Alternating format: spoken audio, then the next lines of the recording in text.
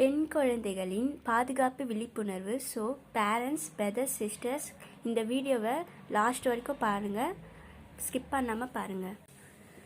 இது விழிப்புணர்வுக்கோசம் ஒரு வீடியோங்க. பெண் பிள்ளைகள் யார் வீட்டில் இருக்கிறாங்களோ அவங்க முக்கியமாக இந்த வீடியோவை பாருங்கள். ஏன்னா இப்போ எல்லாருமே வேலைக்கு போகிறாங்க.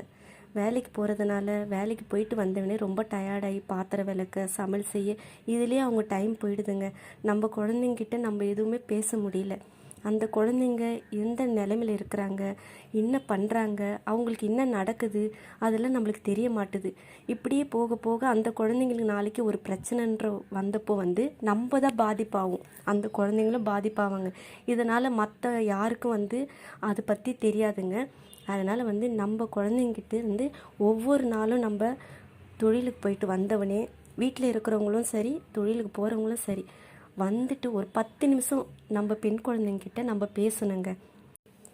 பள்ளிக்கு போயிட்டு வர குழந்தைங்களா இருந்தாலும் சரி, காலேஜுக்கு போயிட்டு வர குழந்தைங்களா இருந்தாலும் சரிங்க, உங்கள் குழந்தைங்கிட்ட ஒரு 10 நிமிஷம் உட்காந்து நீங்கள் பேசுங்க. அவங்க மனசில் என்ன இருக்குன்னு தெரியுங்க. ஏன்னா ஒவ்வொரு நாளும் நம்ம குழந்தைங்க அங்கே என்ன நடக்குது, ஏது நடக்குது, நம்ம எல்லாமே வாட்ச் பண்ணணுங்க. குழந்தைங்கிட்ட கோவமாக பேசக்கூடாதுங்க. கோவமாக பேச பேச அந்த குழந்தைங்களுக்கு நம்மக்கிட்ட எதுவுமே ஷேர் பண்ண மாட்டாங்க. அதனால் நீங்கள் அவங்க கூட ஒரு ஃப்ரெண்ட்ஷிப்பாக இருங்க. உங்கள் குழந்தைங்க நீங்கள் தான் பாதுகாப்பாக பார்த்துக்கணும்.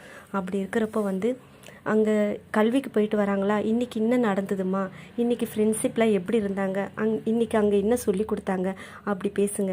காலேஜுக்கு போயிட்டு வந்தாங்களா, அங்கே என்ன நடந்தது, இன்றைக்கி ஃப்ரெண்ட்ஷிப் எப்படி இருந்தாங்க, அவங்களோட ஃபோன் நம்பர் மெயினாக உங்ககிட்ட இருக்கணுங்க.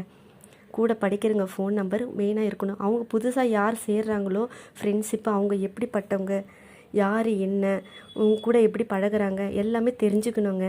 ஏன்னா நம்ம ஃப்ரெண்ட்ஷிப்பாக இருந்தால் தான் நம்ம குழந்தைங்க நம்மக்கிட்ட எல்லாமே ஷேர் பண்ணுவாங்க.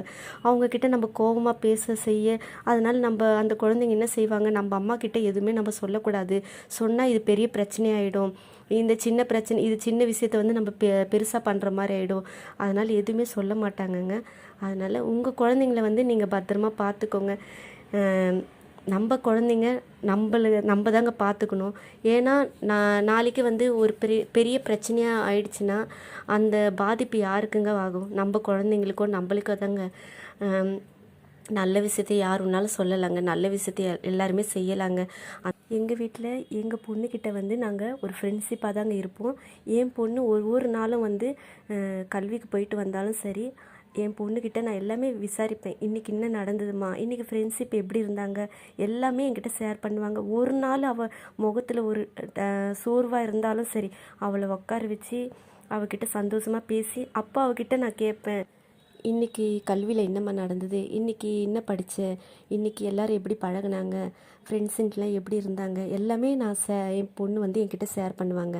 ஏன்னா நான் என் குழந்தைகிட்ட ரொம்ப கோவப்பட மாட்டேன், ஃப்ரெண்ட்ஷிப்பாக இருப்பேங்க. அந்த மாதிரி நீங்களும் ஒரு பேரண்ட்ஸாக அந்த குழந்தைகிட்ட ஃப்ரெண்ட்ஷிப்பாக முக்கால்வாசி ஃப்ரெண்ட்ஷிப்பாக இருக்கணுங்க.